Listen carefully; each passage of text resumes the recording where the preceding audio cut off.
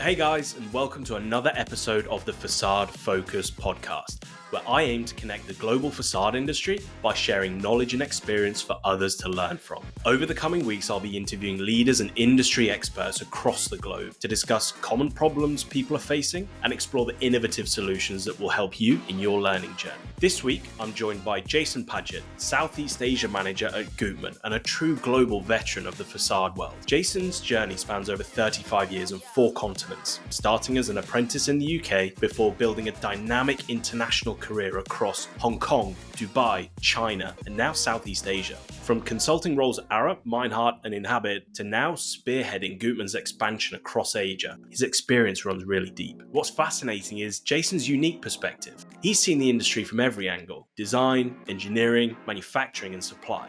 Today, he's on a mission to drive higher performing facade systems across Asia, bringing thermally broken solutions into a region where they've been overlooked. We talk about how improving facade system performance isn't just a sustainability goal. It's a practical business opportunity for developers, architects, and asset owners. We also explore the overlooked retrofit opportunity across Southeast Asia, what international standards can teach emerging markets, why thermal performance matters more in hot climates than we actually think, and what it really takes to change an industry mindset. Now, whether you're working in Southeast Asia or just interested in how facade systems evolve globally, there's a lot to take away from this conversation. Now, a quick shout out to our sponsors of the podcast, which is Architectural Glass and Aluminum, otherwise known as AGA. They're a leader in custom curtain wall systems and have been providing tailored glazing solutions for over 55 years. More impressively, they're one of the largest employee-owned businesses in the glazing industry across the US, and have a phenomenal team that buys into their ethos of collaboration and craftsmanship. I'm delighted to have them as a partner of the pod, so a big shout out to the team over there. In the meantime, let's get into this week's episode of the Facade Focus podcast with Mr. Jason Paget. Jason Paget, welcome to the Facade Focus podcast. Great to have you. Hiya, Tom. Thank you. Absolutely. So I've given you a bit of an introduction already. But I'll open up the floor to you to tell us a bit about where you've come from, what you've done in your career, and what you're doing now. Okie dokie. I originally from the UK. Started working in 1987 for Facade Company in the UK and served an apprenticeship for a couple of years. Ended up going on to work for a consultancy, also in the UK. Who sent me to Hong Kong on a 2-month mission in 1995, and I haven't been back to the UK since. Wow. So during that time, I've been in Hong Kong, Dubai, and China, and then returned back to Hong Kong. So I've been at the UK now for 35 years. Wow.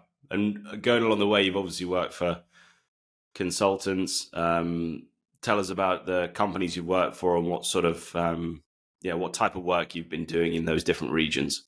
So I think for the majority of the time, for 19 of those years, I've been with consultants.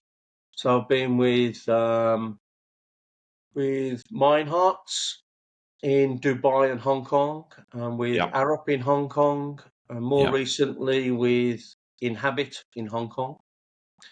And then last year I was approached by Gutmann and have set up Gutmann Southeast Asia in Hong Kong.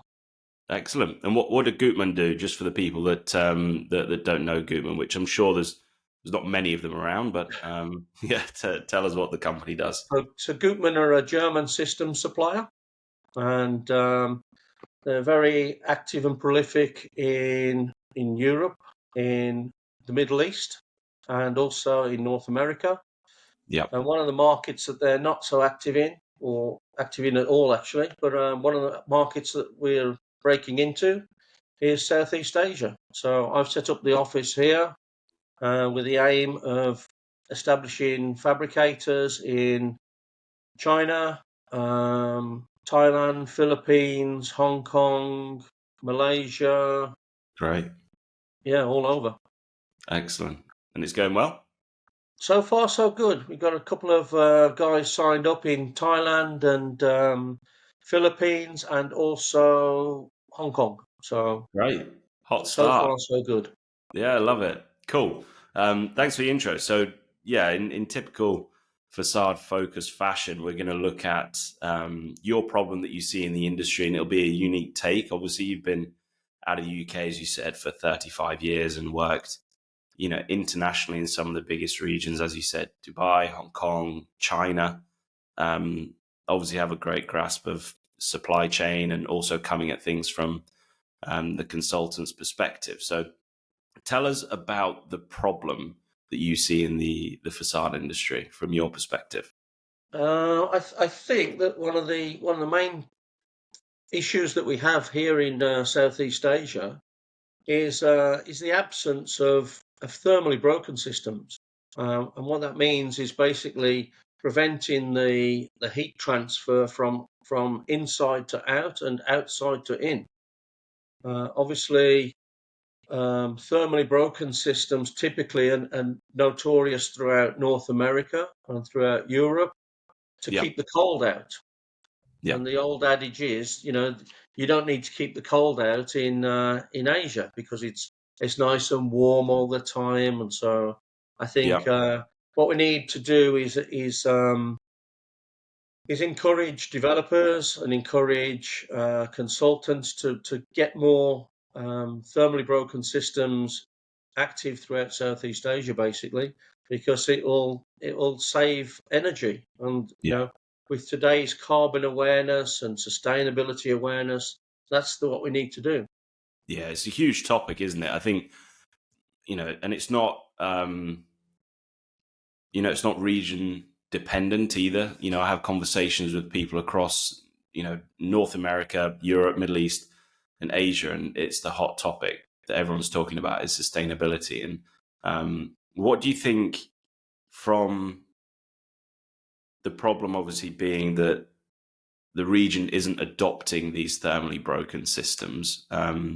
Obviously, historically, talking about keeping the cold out, obviously, it's a pretty hot region. Why don't you think over the years this has been adopted or people have been thinking of using these systems over what they have installed? Yeah. So as I mentioned, I think the original thought was that because it's warm, you don't need to keep the cold out. But Mm, because heat works in both directions, you also want to keep the warmth out of a building if you're trying to keep it cool and pumping air conditioning into it. mm, So, in order to prevent that cold loss, shall we say, rather than trying to prevent cold coming in, let's try and yeah, prevent the cold from going out. And we could do that by having double glazing and by having thermally broken systems. And that also prevents the heat from coming in as well as the cold from going out. it's interesting. So almost they've been looking at it backwards a little bit in sort of Yeah, trying sort to of. prevent one thing. So yeah, that's basically it. So a lot of the buildings in Hong Kong and definitely southern parts of Asia are not even insulated. So you know Wow. there's a massive thermal mass that occurs, and obviously exposed concrete takes in a lot of that heat, Mm, and then that basically radiates into the buildings during the night time, wow. which is not an ideal way of operating at all. But in northern China, for example, they're much more familiar with this, and they've taken steps over the years. Not That's in order to keep the cold out. Yeah. So obviously, in parts of northern China, it can be Hubei, it can be in the -20s, and so they have insulated buildings, and they have thermally broken profiles, and they have insulated glass. Yeah. Further south in Shanghai and until recently, and Guangzhou and Hong Kong, those measures and steps aren't in place, and and Mm, and they need to be in place in order to prevent heat gain rather than yeah. rather than letting the cold in. Yeah, exactly. Do you think what that what they've done and what they've achieved in northern China will sort of bleed into the southern parts, but for obviously the opposite effect. It already has done it. As I say, it always used to be the case that in China, it was only north of the Yangtze River that needed to have thermally broken Yeah, and insulated glass. But Shanghai, obviously being more cosmopolitan and things, and having more international companies there, yeah, they soon cottoned on to it with LEED and with BREEAM, etc., and all of the different international standards that were established and the international architects that were building there. yeah, Um, so such standards were adopted and introduced in Shanghai and other big cities throughout China. yeah, Um, and so that sort of slowly progressed southwards in China, but yeah. still hasn't really had an impact in Hong Kong to date. So, what would be, sort of expanding on that, what would be the motivation for these developers, for these owners of buildings to take on the advice and say, hey, look, we need to start implementing thermally broken systems rather than the stuff we have been installing for 20, 30 years? Um, there's got to be incentives from government. That's Yeah, going to be the driving factor. Unless governments insist upon it, then developers aren't going to act upon it if it's going to cost them. yeah, If you can't monetize it, yeah, then it's going to be difficult to pass those costs on to the end user. yeah, yeah. Yeah. And, I think when we were talking off camera, I mentioned about, looking at something in the States like local law 97. I was speaking on the pod last week, and I've got a very high level understanding of it. I don't know the granular details. I don't know how it moves up and down the chain, but just encouraging people from a retrofit perspective, even just to upgrade. So even forgetting new build construction for a second, but just putting stipulations in place where maybe there's fines. It could be incentivized. It could be, a fine that says, look, your building or your facade has to perform to a certain standard. It's got to meet, codes and regulations, and even from an energy perspective, and I think they're taking the route of, there's certain fines in place if you don't. But that could work in either way, and that way you can get the developers and the people right at the top to actually be motivated from a cost perspective to actually get on board and start saying, hey, look, we need to get this in place, or it's going to have ramifications from a cost perspective, which it sounds like that's what they're motivated by. Yeah, definitely. I mean, if like I'm an end user renting an apartment here, and my bills can be really high in the summer because I Yeah, have to spend a lot of money to keep the place cool with air conditioning. And with my windows in this apartment, for example, they're non-thermally broken, single glazed, so they're very inefficient in keeping the heat out and yeah, keeping the cool in. yeah, And so, as the end user, if I knew that my windows were insulated and thermally broken, I know that I'm going to be saving money on my expenditure for cooling my apartment, yeah, yeah, or in yeah, the winter for heating it, for example. yeah. And from whether it's a commercial or residential building, I imagine as an owner, you could rent lease Exactly. You lease it you out can for quite for easily convince your tenants, um, to help to cover those costs over a long term. yeah, yeah, and maybe it's still less than what the bill would be if you're just heating it individually or cooling it individually. It would be Exactly. less than that. But if you've got that times however many tenants or people in the building, even from a monetary perspective, you're still gonna be getting more money in the door, aren't you? And again, Yeah, if that definitely. brings it back to their motivations, then So it just sounds like it needs to start at the top level again, from a government perspective, and drill that down into the developers to start changing it. It'd be interesting. I know there's new construction here and there in Asia, probably not as much as there was a few years ago. But do you see a big retrofit market in its current state, or do you just see the potential there if things get set up at government level that it could really sort of take off? There's definitely a huge scope for retrofit. There's a lot of buildings that are 20, 30 years old that would benefit, and they're still going to be around for another 50 or 100 years, that Yeah, would benefit massively from having upgrades. And I yeah, think that with Hong Kong's commitment to being carbon neutral by 2050, this is the way they have to go, yeah. because you know there's statistics that are published on Hong Kong to say something like the buildings in Hong Kong use something like 80% of the electricity that's used by Hong Kong. Wow. It's an astronomical amount, and that's just like because of the inefficiency of the buildings. Surely that's going to take more than 25 years to rectify. I'm pretty sure it is. Wow. Okay. Yeah, so it needs to be, and that's just Hong Kong itself. I imagine it's probably a similar scenario in most of Southeast Asia. Yeah, I should imagine most of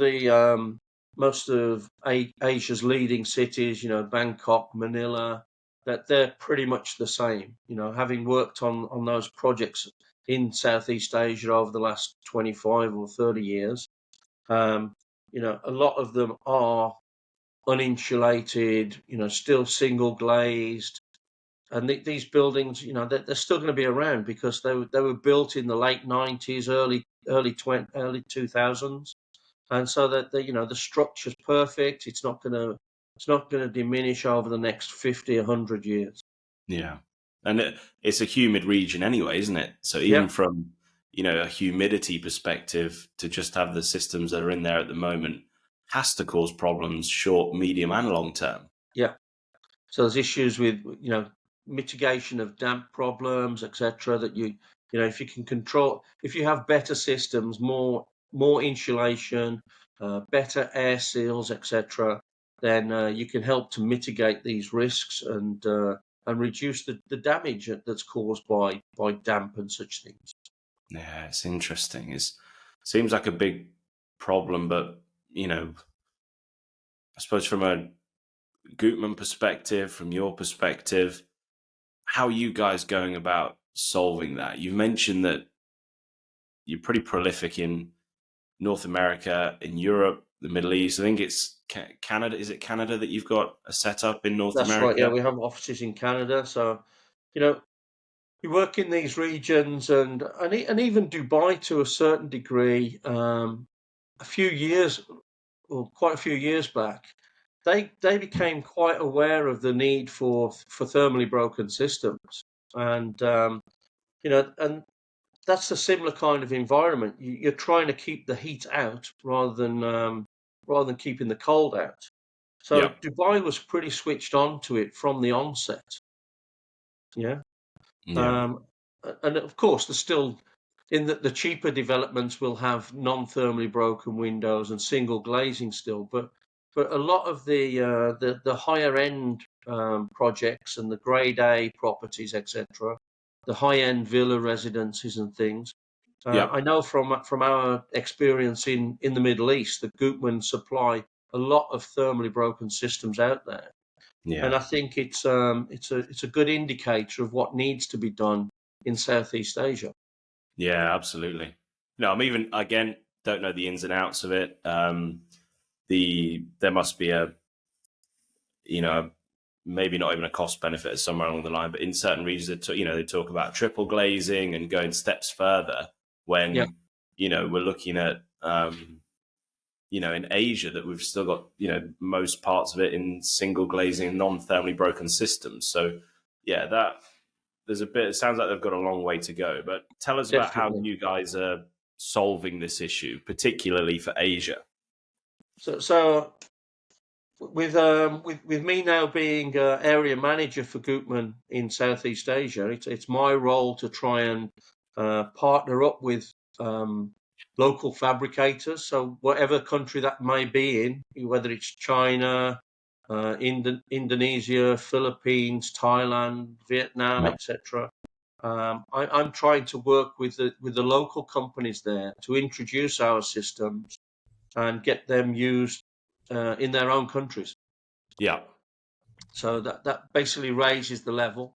And I think that having international consultants and international architects operating in those locations as well also benefits, because when you want international investment in these places and in these properties, then they also look for international standards.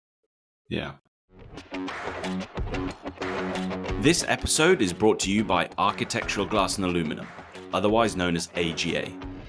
Looking for a trusted glazing partner? AGA has been working alongside industry leaders for over 55 years, providing reliable and high-quality glazing solutions.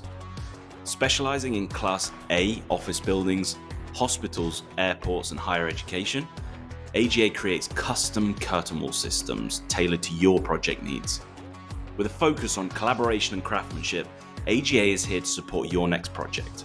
So visit aga-ca.com to learn more about their services and capabilities. That's aga-ca.com.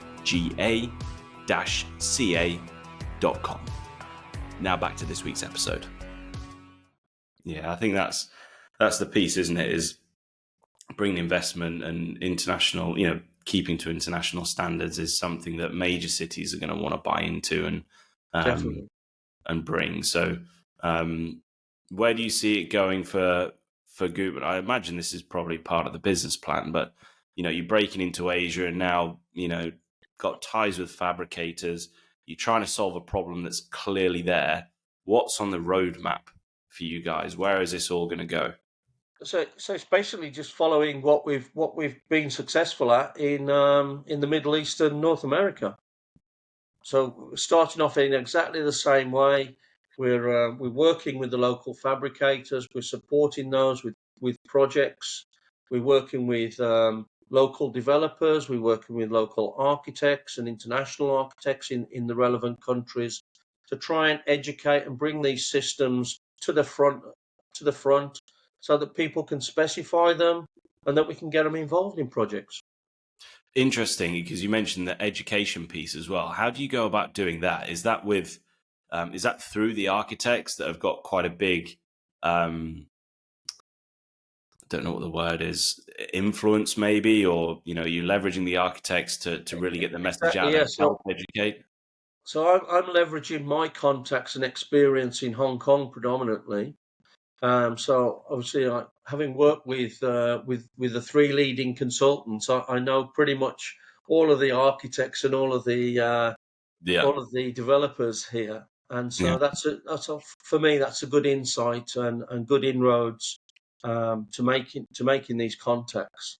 yeah. But then to go along and to present and to say, you know, what systems are better and what we can be looking at to reduce energy consumption, basically. And what And feedback have you? that's got to be in the interest of the investors. Yeah, absolutely. Yeah. But what feedback? It'd be interesting to hear. What feedback have you had so far when you're So presenting that? we started up here in August of last year, and to be honest, the feedback's been pretty good. We're getting quite a lot of traction and interest in the systems. As I say, we've already got a number of fabricators who we're partnering up with, and Yeah, so yeah, I'm pretty confident we're going to be seeing more Gutmann products around town pretty soon. great. And do you see any particular? Again, talking about when you've been presenting and the feedback that you've taken, do you see any particular challenges? Is there the same pushback from these people that have always been, it's still going to take quite a bit of education, or are you seeing people buy into this sort of stuff, quite quickly? Um, I, I I think people are willing and ready to embrace it. Uh, as with everything, it's always the big question is always at what cost. Yeah. Yeah. So it's always a case of, well, you have to put in order to get out. And so if you invest in something that's better performing, and can bring value to your project, then that will bring its returns in itself. If you're saving energy and reducing heat loss or energy loss, then that's a good thing for the project. That's a good Yeah. thing for the tenant, for the end user. Yeah, and that, if they've got the plaque on the building, the LEED certification, and they've gone through the steps, and I know we spoke about it off camera, but even just the marketing of that, Yeah, being able to say, we're LEED certified, I imagine that in itself, from whether it's commercial, residential, will bring a lot more people to the table that are interested in tenanting the building because yeah. of that. So you've got the leading developers here in Hong Kong. You're the likes of your Swire Properties and Hong Kong Lands, etc. These guys know and understand what the value is and what the benefit is of having such systems. Um, and I think with that kind of knowledge and understanding, and with government legislation to push it, I think Yeah. then there's a good chance that these systems can be implemented pretty quickly, and that we can sort of get somewhere close to achieving a carbon zero 2050, Close to it. Yeah. close to it. Yeah. Yeah, no, I think from a marketing perspective, do you think the developers and the owners of these buildings, do you think they're at a point where they're ready to go and market this sort of stuff and use it as leverage to not necessarily just drive up costs, but just get higher quality tenants in, that they can really leverage what Yeah, systems they've got in the building? I see this sort of just being around the corner. Hong Kong, China, and parts of Southeast Asia are pretty quiet still at the moment. I think there's still some recovery required from COVID, and the markets have been quiet ever since, realistically. Yeah. But I think Hong Kong's a pretty resilient place, and I'm pretty sure it's going to be bouncing back sooner rather than later. Yeah, I can imagine.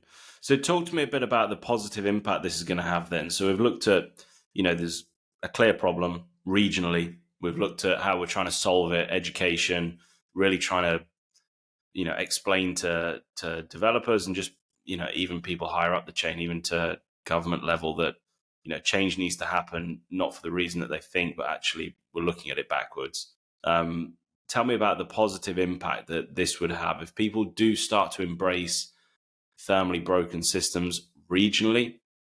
How does that help? How does it help anyone? Um, from the sustainability perspective, it helps in reducing our energy consumption for the first point. Yep. So if we can do that, then that saves people money in their pockets, which is what everyone wants to do, Yep. and saves the planet, which we all want to do for our next generation. Yep. So yeah, I think that there can only be positives in improving things Yeah. Yeah. and And it sounds, reducing energy loss. yeah. And it sounds to me like there could be a huge potential for the retrofit market of upgrading these buildings that have been there for 20, 30 years. Definitely. Bring them up to a good performance level, and not always just focus on new construction. Because, yeah, I mean, take Hong Kong, for example, there's a finite amount of land to go around. Um, that you're not just building new buildings all day long. The retrofit has to be a huge consideration Yeah, for I think systems like that. retrofit, again, because going back to the carbon thing, I think retrofit is sort of the way forward to well-developed cities such as Hong Kong. That already have this catalogue of buildings that are already in existence, but just need to be upgraded in order to be more energy efficient. Yeah. So And I think that, when these developers when these developers don't want to rip down a building and then have a whole new process to go through and introduce more carbon into a project, I yeah, think what they have to seriously look at, and I think that um, some of the operators like JLL, etc., yeah, they're all looking at this prospect now as well of refurbing as opposed to demolishing properties and yeah. rebuilding properties, which can And there only be must, a good thing as well. yeah, there must be a way that you can do that with the building still tenanted as well at some point if you're going about it correctly. Yeah, I mean, there's quite a few projects worldwide that have been done like this. I've previously worked on a project in South Korea. I think it's quite a common practice in Australia as well to do this. Yeah, So to sort of do it a couple of floors at a time, yeah, yeah, so it exactly. causes minimal impact to the tenants that are there. Yeah, and that, again, that's got to be a good thing as well. If you're demolishing a building, there's no one tenanting your building, is there? Well, If that's you it. can upgrade it and from the inside and out, and you can work them in tandem. Yeah, Yeah, that can only be a positive, especially if they're upgrading the system, and then you can say to someone that because you've upgraded it to a certain type of system that is going to bring it up to good energy performance level, that you're not going to have to do this again for X amount of years or maintenance costs, even from the facility management people, it's easier for them as well. So it helps everyone at every level of yeah, every project every stakeholder, level.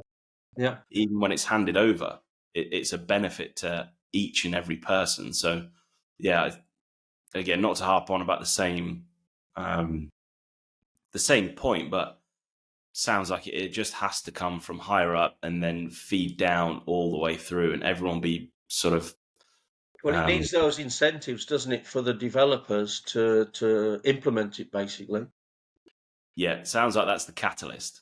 Either Yeah, incentivize or fine them at some level, just to sort of get everything going, and then I think that will then get passed down, passed down, passed down, and then you've got a full project cycle that is all bought into the same thing, because you can have a lofty 2050 net zero goal, but yeah, if everyone on the project um, uh, isn't bought into that, then how are you ever going to get there? yeah. So I attend these Green Building Council events and things like that, and a lot of people get up and they talk about how we need to do this and how we need to do that, and again, it all boils back to the government needs to uh, incentivize it and get people on board with actually doing it. Yeah, yeah, that's surely the catalyst. Not to put you on the spot, do you think that happens in the next 5-10 years? I think it has to, and I think it will. With the right people making the noises, and even China's ahead of Hong Kong on this. So I think with Hong Kong sort of following suit, then they will do.